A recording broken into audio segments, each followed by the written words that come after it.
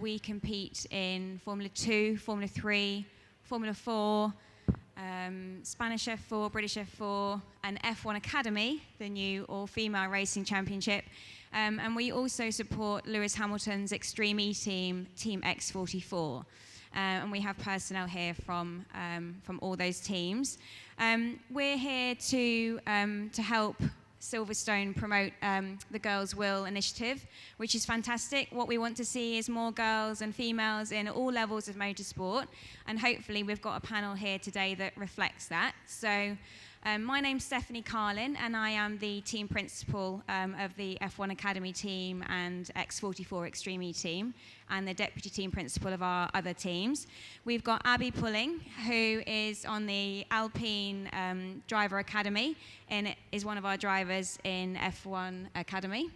And we have Jodie Kemp, who is our PR manager and looks after all PR, marketing and commercial aspects at the team.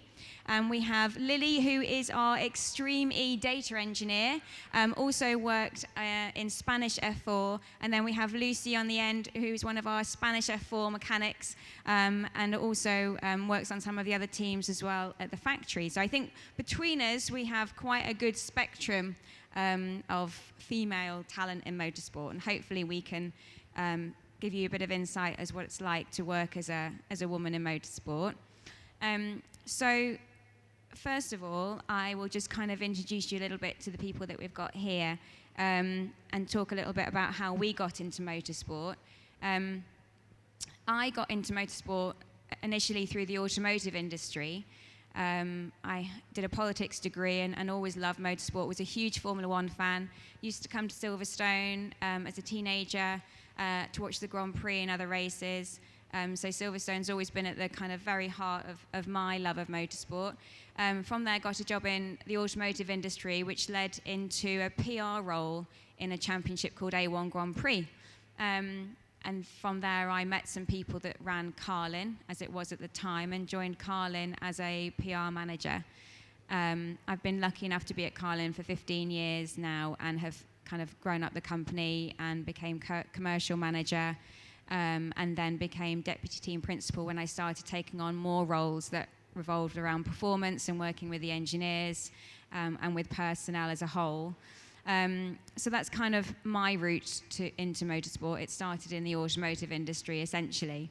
But we will just quickly, I think, first of all, we'll go to Jodie and ask about your route into motorsport. So yes, is that on? So my route into motorsport was a little bit different. I know that a lot of people are told that maybe you need to go through university. I didn't take that route. Instead, I started up my own blog. I absolutely adored motorsport. Rallying was probably more the kind of motorsport industry that I initially wanted to get into. So I started my blog. Kind of carried that on for a couple of years and got a little bit of traction behind it.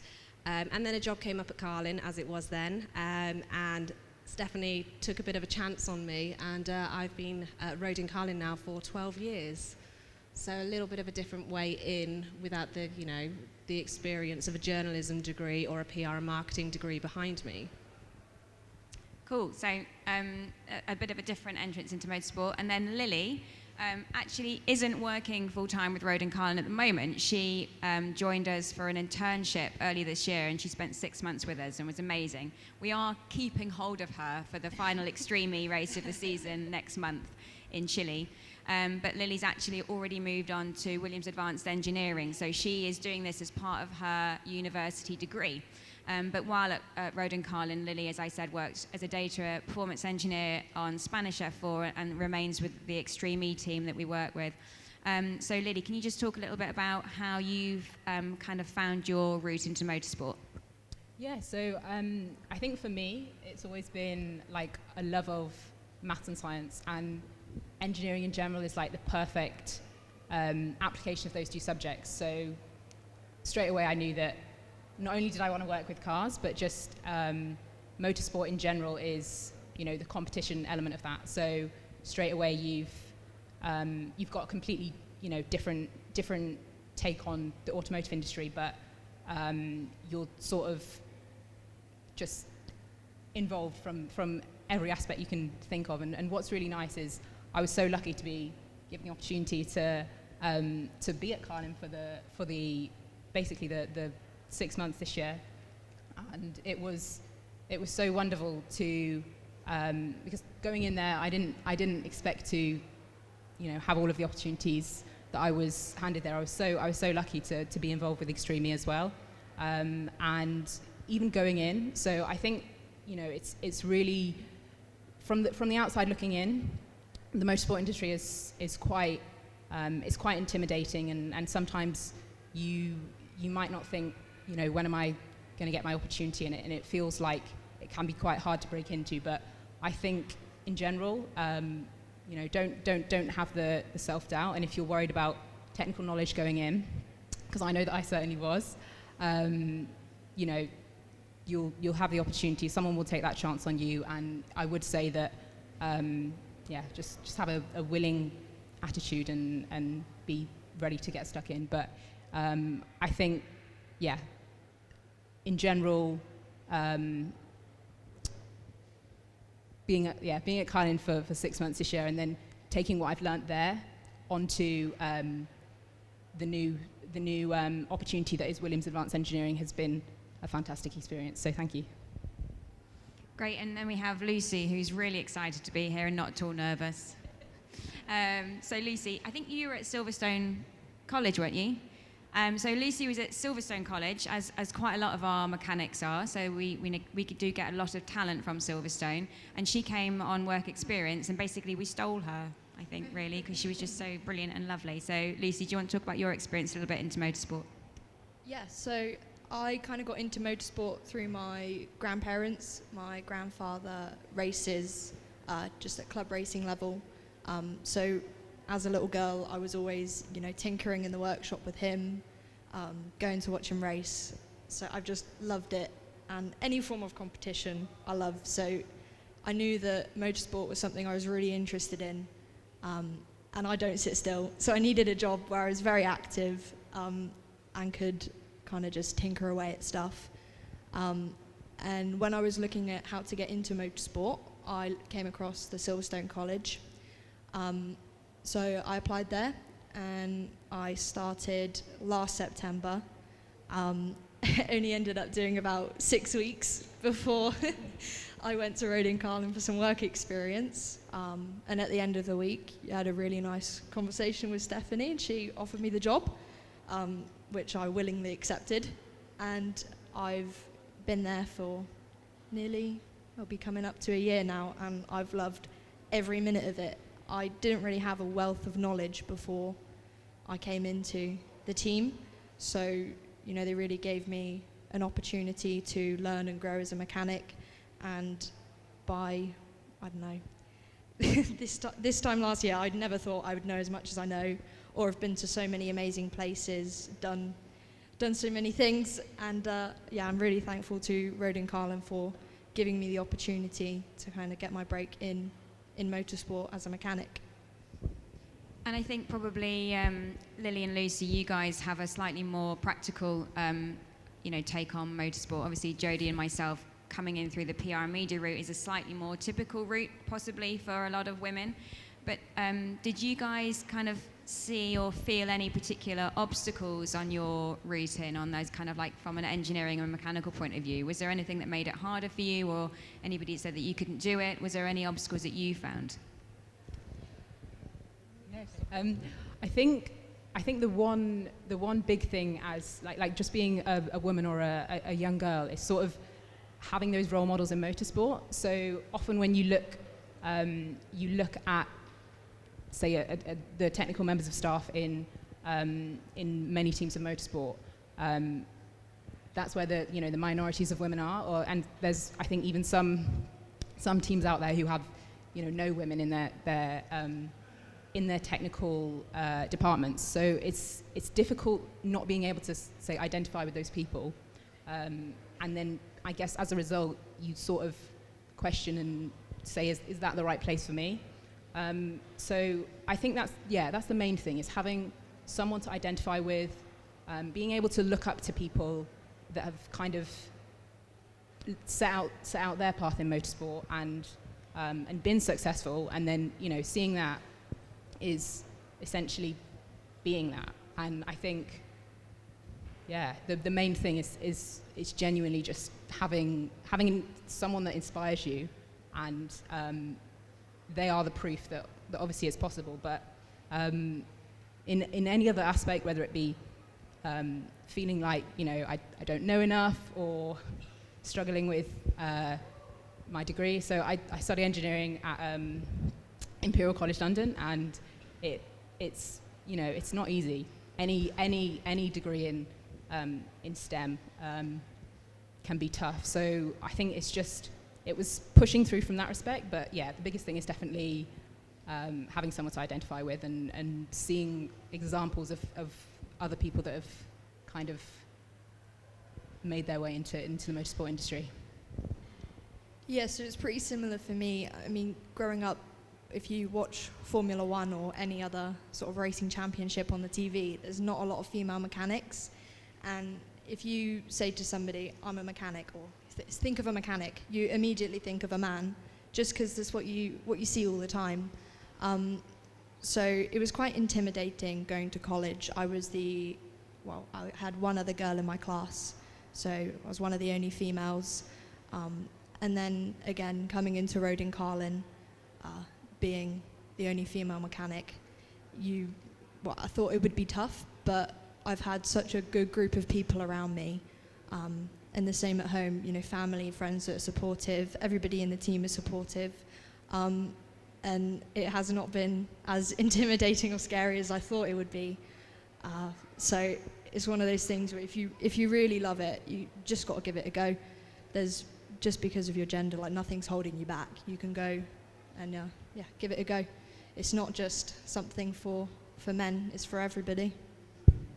Yeah, absolutely. And I think getting girls into STEM subjects is really, really key, and doing that early on. And what we find is that it's not actually, by the time you get to university, you kind of already passed that point. By the time you've got to high school, you've almost passed that point. It's making those decisions quite early on in, the last years of primary school level, so that when you get to kind of options time at school, you're making the right choices. And Jodie, you kind of, amongst your many roles at Road in Carlin, you also help filter out a lot of the job applications, don't you? And we see that there's just not the representation from female applicants, but STEM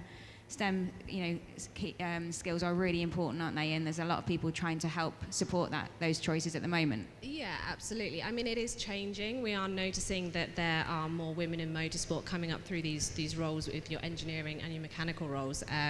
So it is changing, but there's still a really long way to go. There are fantastic incentives that we're seeing from the things that Silverstone Museum are doing, inviting people here with their STEM subjects, and just the museum itself. But also there are so many blogs and initiatives that championships are doing as well to invite women and get them really involved in motorsport. But just from my point of view as well, I think it is something that needs to be addressed at the primary school level.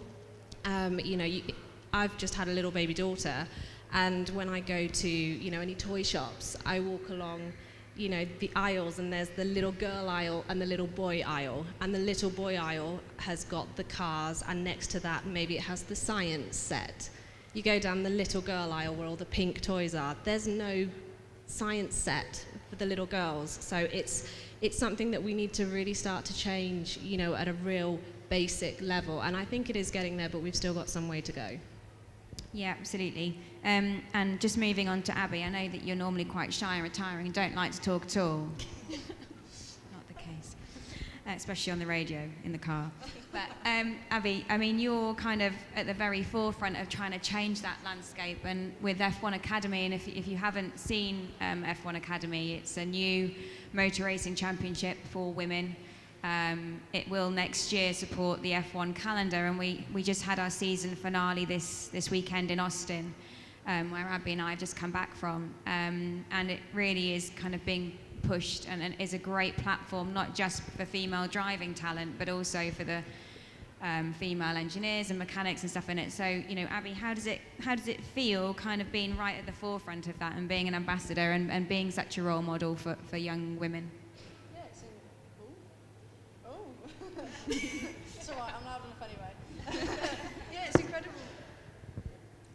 It's incredible being at the front of, the change in motorsport and being a female role model to the younger girls. Because when I was younger, I never really had a driver to look up to that was female. I very much, looked up to my dad, and I was very lucky that I got into motorsport through my dad. So it's great to see now all these different female initiatives, like the F1 Academy, the Race Hair program, Girls on Track, that are really, really pushing, at early doors, the female participation, and even the opportunities now for us are so much larger. And even what Road and Carlin have done, given opportunities to all these women that are sat beside me, it's incredible. And it's the female participation is still not 50%, or I don't know if we'll ever see that, but it is massively increasing because of these different things. And like you say, you can walk down the girls' aisle and there's no science sets. I was very much a tomboy, so I would be down,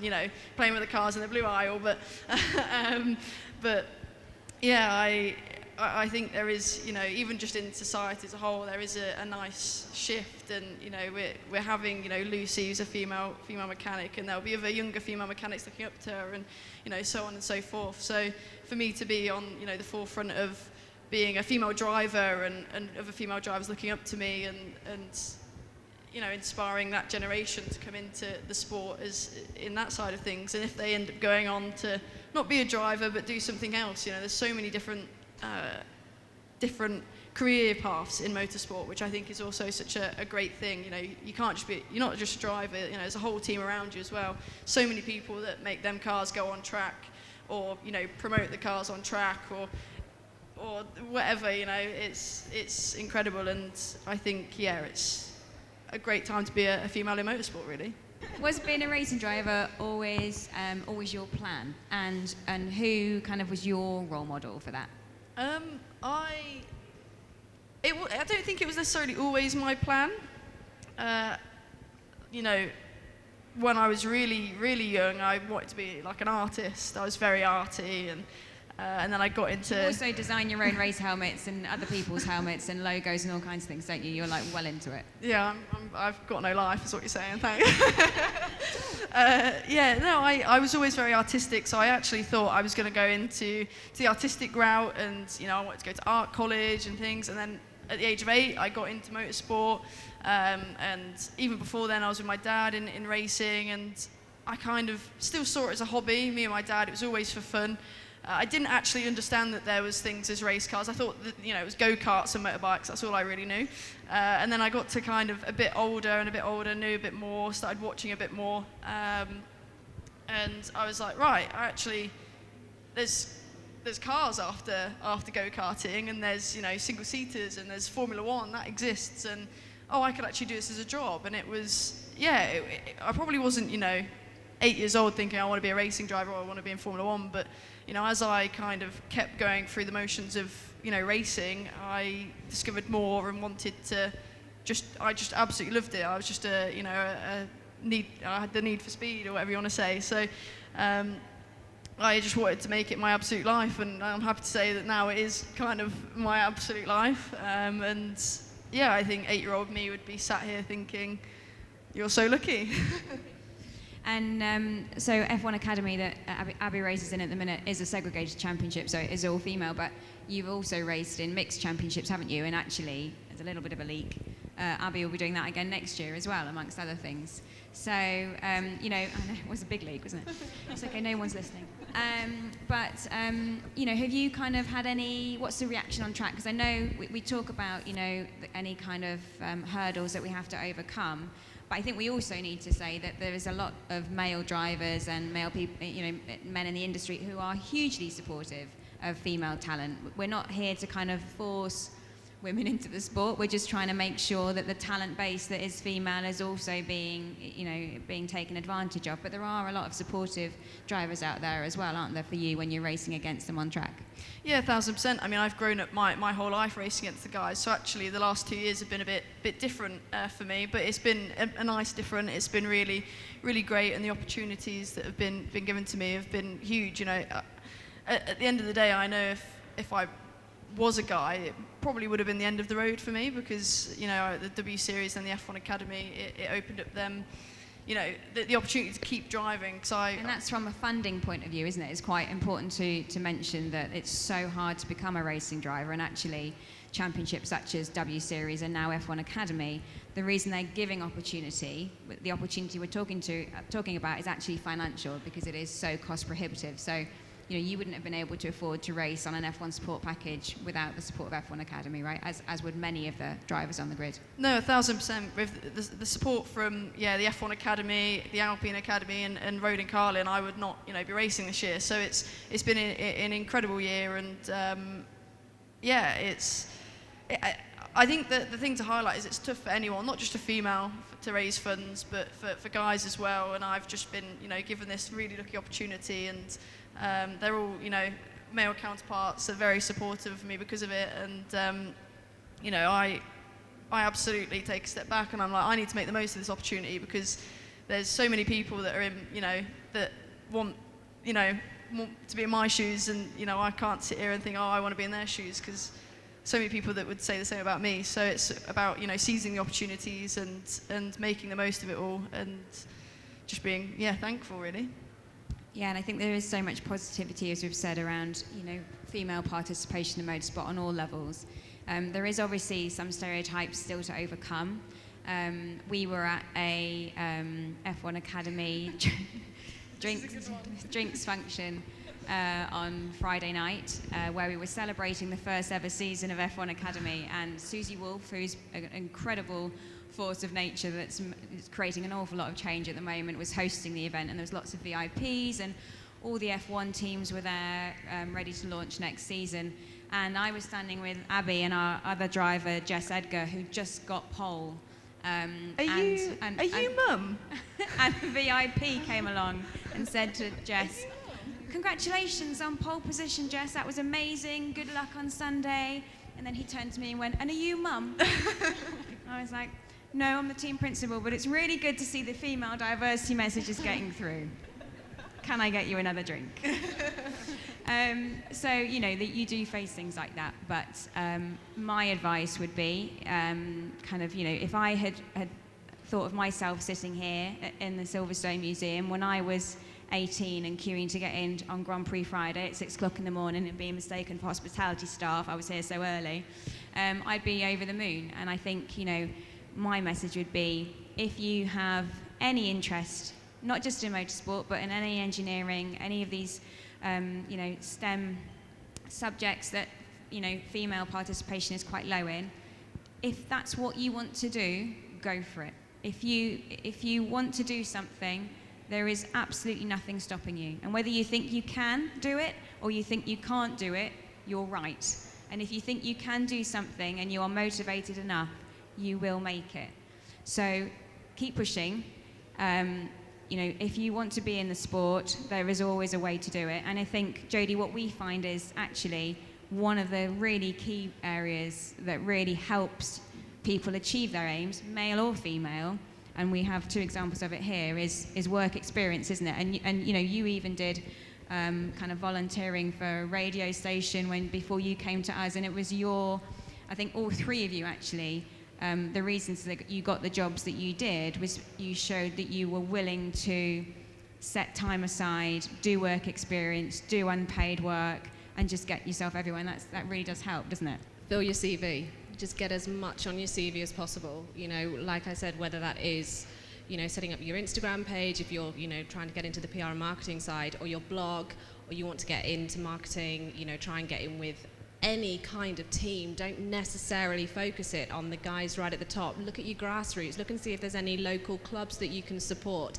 It doesn't necessarily even have to be motorsport specific. You know, you can look at any sports, anything automotive. Just fill up your CV and show initiative. Yeah, and guys, would you agree on that? Yeah, just to add to what Jodie said, I would say it can feel really disheartening when you're, you know, sometimes sending out all of those emails or you know, messages on LinkedIn and you're not getting responses as you'd hope. But I would say just keep pushing, just keep persevering, even if you feel like, you know, you're annoying that one person or that one team. If you send the right of emails, it will get through. And it's motorsport is notorious for that. You know, I think until you can kind of see from the inside, you underestimate how much pressure these teams are under during a racing season. So, you know, if they haven't got the time to necessarily be either getting back to you or having you in for like some form of work experience, eventually there will be a time that's good for them. So if you're, just be determined and, you know, as Jodie said, don't necessarily aim for the top teams, because as fantastic as they are, and a lot of F1 teams do offer work experience programs, they are extremely competitive, and it's not to say that you know, one candidate is better than the next, but unfortunately they have, you know, potentially thousands of people wanting to, you know, come and be with them for a week, and you know they have to unfortunately turn so many people away. So I would say, like, do what you can, volunteer. I started volunteering with a really low-key race team. I think it was kind of like club racing level, just to get a bit of hands-on experience and see what it takes to make a race team work. But honestly, the amount of kind of skills and knowledge that I could take away from that is, you know, hopefully what made me stand out to a certain extent, but also, you know, I felt confident approaching a team such as Roden Carlin, and so I think that's definitely what helped me get my foot in the door. Yeah, and I think you know, we wouldn't encourage. You know, going to university is obviously a fantastic thing to do. I went to university. You know, Lily's in the middle of her course at the moment, but it isn't the be-all and end-all. And if the academic route isn't for you, there is a huge, you know, there are many opportunities that can be based around work experience, volunteering, and practical experience. Obviously, slightly with our input, Lucy's having a slightly different path into motorsport where it's entirely practical. We just threw her into it. But, you know, the practical experience and what you're learning, Lucy, I mean, I don't know how many days you've done at the track in the last 10 months, but it's considerable. It is all about practical experience, isn't it? And in your role, and being very open and having people around you that can teach you, right? Yeah, absolutely. So, oops. I had, well, like Lily said, I was one of those very annoying people when it came to work experience. I had the difficulty of living in the middle of nowhere, so every single team, even karting, was at least an hour drive away from me. So when I came to college, I really maximised every opportunity I had to get some work experience. And I remember the first time I sort of had a conversation with anybody from Roden Carlin was the British F4 weekend. Silverstone here, I was allowed access to the track, and I stood and watched the mechanics work on the cars for ages. Had a conversation with the chief mechanic and the other mechanics, who gave me some contacts, and at the end of the day I came back and stood and watched them do their evening prep for about 2 hours and was just mesmerized. I was like, this is exactly what I want to be doing with my life. I couldn't see myself doing anything else. So when I was, you know, when they said that I could come to the factory for a week, I jumped on the opportunity, and obviously received a job at the end of it. And the practical experience has just been incredible. I've learned so much. I just remember at the start of the race season, you know, I was asking questions all the time. I was kind of struggling with knowing what to do, and now it's just easy. I just go over to the car, prep it, I know exactly what I'm doing, and I wouldn't be able to do that if, you know, I hadn't had all of that hands-on experience. It's sometimes, you know, your teachers at school, they're really pushing you to go to university and the academics, and absolutely, I'm not saying there's anything wrong with that. You know, there's so many good courses out there, and especially more for motorsports now, on the engineering and the mechanics side as well. But I was never really an academic person, so when the opportunity came up to go straight in, I jumped at it, and it's been really, really useful. Yeah, nothing bad to say about not going to university. And I think, you know, the attitude that you take into any job is so important as well. You know, obviously I'm part of putting in place all the staff in the team and also signing the drivers as well. And whether it's in the cockpit or out of the cockpit, in the garage, in the factory, the attitude that somebody has is a huge part of whether they're going to be an asset to your team. Motorsport is a team sport. We work unsociable hours. We are, you know, the leave time in the hotel might be 5:30 in the morning, and you might not get back until 10 o'clock at night, and you might not be able to have a day off in lieu the next week because we're doing back-to-back races. And I think, you know, the attitude that somebody has, the positivity that they're able to maintain, the can-do attitude, wanting to help, wanting to be part of the team is such a huge part of things. And that's exactly what we saw in Lucy, for example, when she came on work experience, was that she just wanted to be part of the team, and that positivity was a really big thing. Abby is a really good example of a driver that builds a team around her. So, you know, a fast driver is a great thing, but what Abby also has is the ability to bring the team around her and motivate all the mechanics and the engineers and myself, and you know, to kind of absolutely push for her and go for the extra mile. So I think that, you know, the team spirit element also plays a big part, doesn't it, Abby?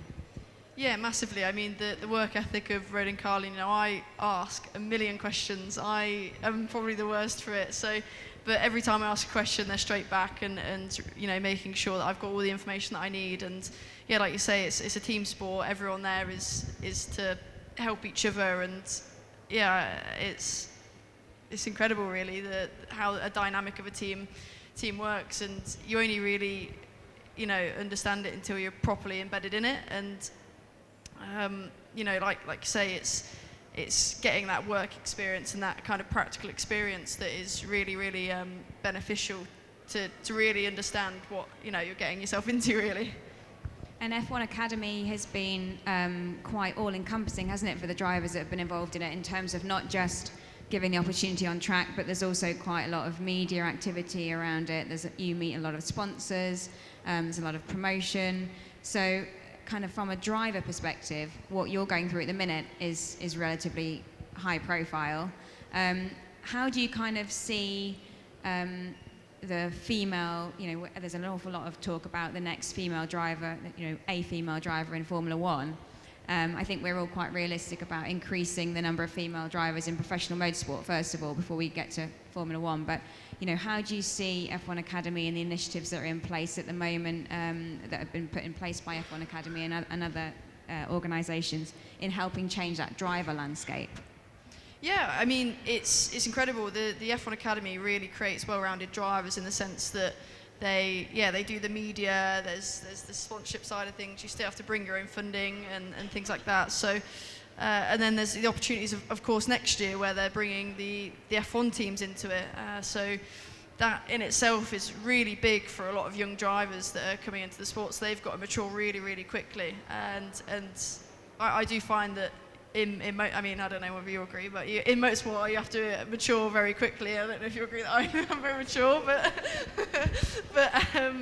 yeah, it's definitely an industry where you have to grow up quickly, and you know, like you say, there's a lot of hours and effort that goes into it. So I think it will be, next year will be tough for some drivers, but it's also, you know, them kind of challenges of what make you better as a driver as well. So and learning and making the mistakes, and it's the same in engineering and being a mechanic. The mistakes are actually positive. You got to see them as positives because you can learn from it, as long as you don't do it twice.